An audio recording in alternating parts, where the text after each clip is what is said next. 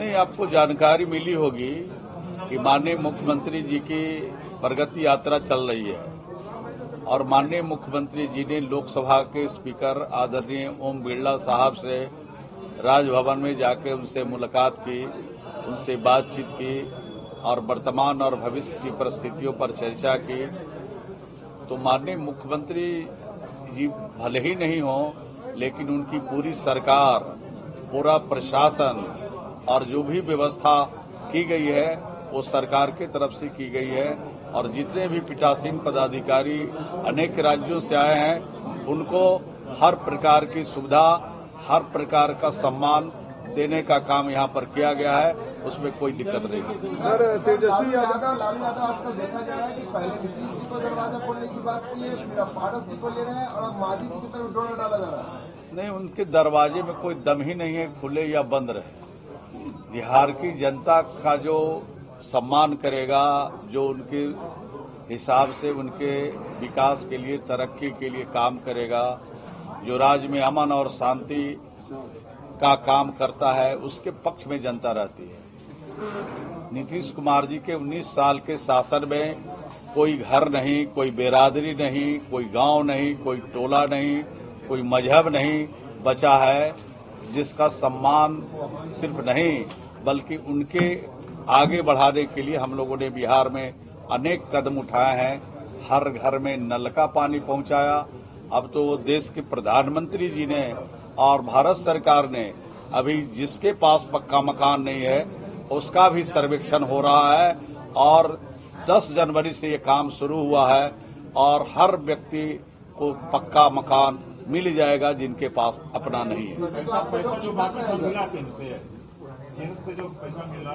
अभी तो सर्वे का भी काम चल रहा है और भारत सरकार तत्पर है, हम लोग संपर्क में हैं। जल्द ही जो हमारे लंबित आवास है, प्रतीक्षा सूची में है, उसको भी हम लोग जल्द से जल्द पूरा करेंगे। सर, मंत्री दिल्ली जाएंगे चुनाव प्रचार में? दिल्ली विधानसभा का चुनाव आप लोग लड़ रहे हैं, तो हम लोग क्यों नहीं जाएंगे? हम लोग से फाजिल रहेगा तब ना मुख्यमंत्री को जाना पड़ेगा। हम ही लोग जा रहे हैं, हम ही लोग कमान वहां संभाल रहे हैं। उनके निर्देश और उनका जो सोच है, विजन है, लोगों तक पहुंचाएंगे तो चुनाव में हम लोग जाएंगे। और बीजेपी नहीं मांग रही है कि नीतीश जी को वहां प्रचार करने के लिए बीजेपी ने कोई प्रस्ताव भेजा?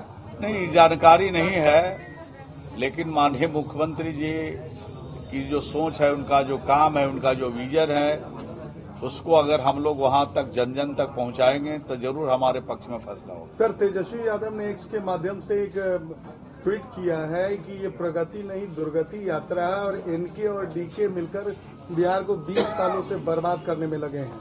देखिए, तो जनता से पूछने का सवाल है कि बिहार की प्रगति यात्रा है या दुर्गति यात्रा है। अगर 19 वर्षों में जो प्रगति हुई है, आज शान के साथ देश के किसी हिस्से में बिहार का आदमी सीना तान करके बिहारी कहता है, लेकिन उनके माता पिता का जो 15 साल का शासन था, एक बिहारी भी बिहारी कहने के लिए बिहार से बाहर तैयार नहीं था और कहता था तो दहिने बाएं ताक के कहता था। इतना भय का माहौल पूरे देश में बना हुआ था बिहारियों के साथ। तो आज तो बिहारी कहलाना स्वाभिमान का विषय है, अपमान का विषय को समाप्ति करने का काम बिहार की सरकार और बिहार के मुख्यमंत्री नीतीश कुमार जी ने किया है।